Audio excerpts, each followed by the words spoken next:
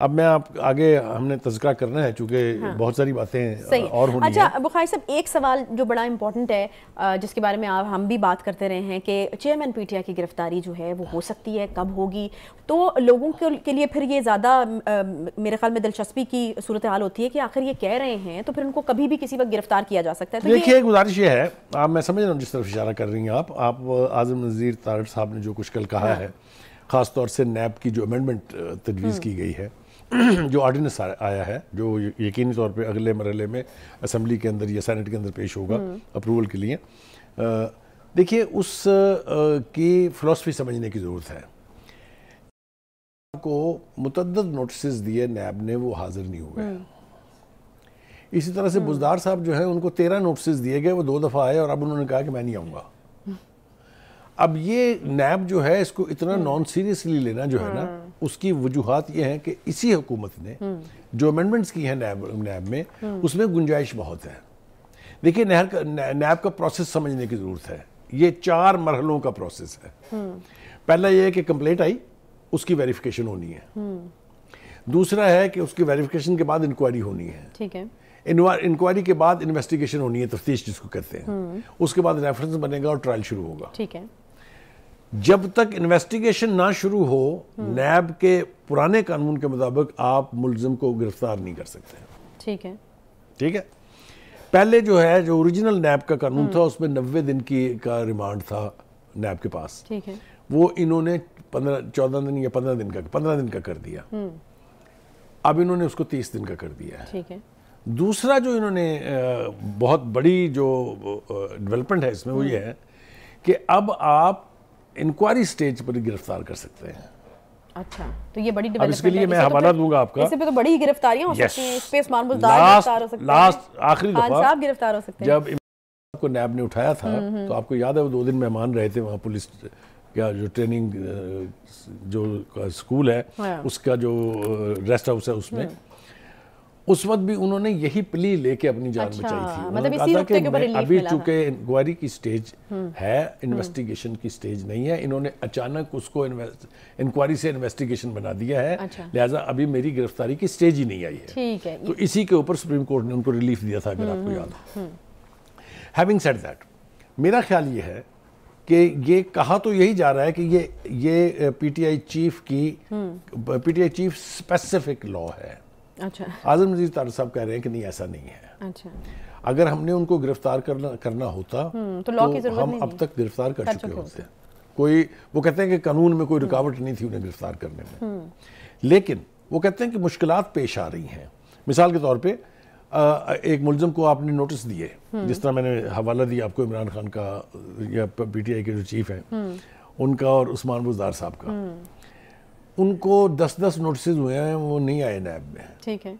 تو کیا طریقہ ہے ان کو نیب میں لانے کا؟ جی ایک ہی طریقہ ہے نا کہ آپ نیب کو یہ اختیار دے دیں، اگر وہ 2-4 نوٹسز کے بعد نہ آئیں تو آپ ان کو گرفتار کر سکتے ہیں. تو ایک تو میرے خیال سے انہوں نے اس کی وضاحت کرنے کی کوشش کی ہے کہ یہ پرسن سپیسیفک نہیں ہے، یہ چونکہ مشکلات پیش آ رہی ہیں نیب کو پروسیڈ کرنے میں، اس لیے ہم اس کی امینڈمنٹ لا رہے ہیں. اگلی جو بات آپ نے کرنی ہے نا، وہ اس سے میں کافی پریشان ہوں، وہ ہے جی وہ میں نے کر بھی دی تھی اپنی ابتدائی میں، اور یہ بھی میں نے کہا تھا کہ حامد خان صاحب ایسے ظالمانہ قسم کے بیانات دے رہے ہیں کیونکہ حامد خان صاحب ایک پی ٹی آئی کے لیے ایک بڑا معتبر نام. دیکھیے ان کے بیانات کے 2 پہلو ہیں خاص، جو بڑے پہلو ہیں. ایک تو یہ کہ انہوں نے یہ کہا ہے کہ جو نواز شریف صاحب تھے ان کو نکالنے کا فیصلہ جو ہے کہیں اور ہوا تھا اور عدالت کے فیصلے سے بہت پہلے ہو چکا تھا.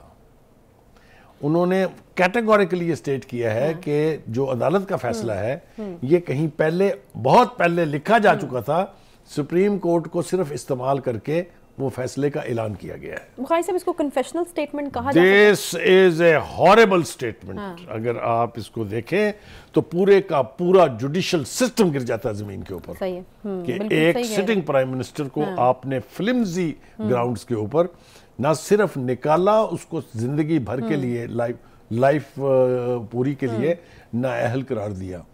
ایک ایسا پرائم منسٹر جو ووٹ کے ذریعے الیکٹڈ تھا، جس کو آپ نے ڈسکوالیفائی کر دیا فلمزی گراؤنڈ پر. پاناما کی بات سی، پاناما میں کچھ نہیں ملا کیونکہ ان کا نام ہی نہیں تھا پاناما میں، تو اقامہ پہ اس کو نکال دیا.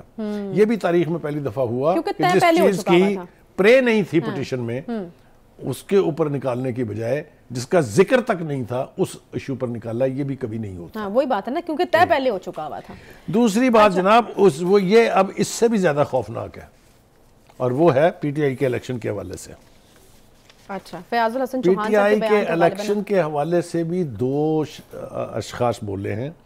ایک تو فیاض الحسن چوہان صاحب، انہوں نے تو اس پورے پروسیس کو کرپشن قرار دے دیا. انہوں نے کہا ہے کہ جناب اوورسیز پاکستانیز کا کتنا سرمایہ آیا اور وہ ہڑپ کر گئے، اور پارٹی لیڈرشپ کے اوپر سیدھے سیدھے الزامات ہیں.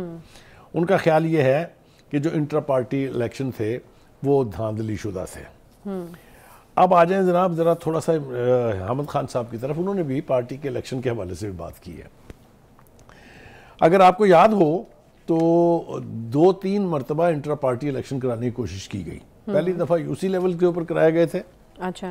اس کے بعد جناب آئے اپنے حامد خان صاحب، انہوں نے کرائے. اس کے بعد آئے جسٹس وجید الدین احمد صاحب، انہوں نے کرائے. پھر اس کے بعد آئے تسنیم نورانی صاحب. تینوں ہی الیکشن کے رزلٹ جو ہیں وہ پارٹی کے چیف صاحب جو تھے انہوں نے اٹھا کے باہر پھینک دیے، اور تینوں ہی حضرات کو پارٹی سے آلموسٹ چھٹی ہو گئی. آپ کو یاد ہوگا کہ حامد خان صاحب بہت عرصہ ناراض رہے ہیں پارٹی چیف سے. بہت آخرلے دنوں میں جب زوال شروع ہو گیا تھا اس وقت ان کو دوبارہ منایا گیا ہے. تو میں یہ سمجھتا ہوں کہ اس کو سامنے اگر آپ رکھیں تو صورتحال تو بڑی خوفناک ہے. چاہے وہ پی ٹی آئی کے پارٹی الیکشنز تھے اس میں بھی ایکسپوز ہوئے ہیں ان کے جو پارٹی چیف تھے، اور چاہے وہ فیصلہ کروایا گیا تھا جو نواز شریف کے بارے میں. ان دونوں ہی ایشوز کے اوپر جو ان کی گفتگو ہے وہ میرے خیال سے آئی اوپنر ہے. مجھے نہیں سمجھ میں آتی کہ عدلیہ اس کے اوپر کیسے ریئیکٹ کرے گی، اور جو پارٹی ہے ان کی پی ٹی آئی اس کی قیادت جو ہے وہ قاسم کے ابا وہ کیسے اس کے اوپر ریئیکٹ کریں گے، کیونکہ اٹس این ایکسپوجر.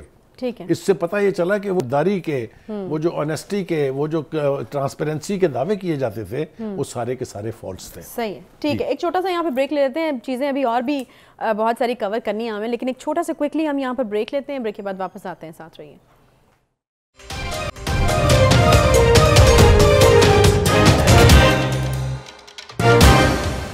ایک بار پھر سے خوش آمدید کہتے ہیں. وزیر اعلیٰ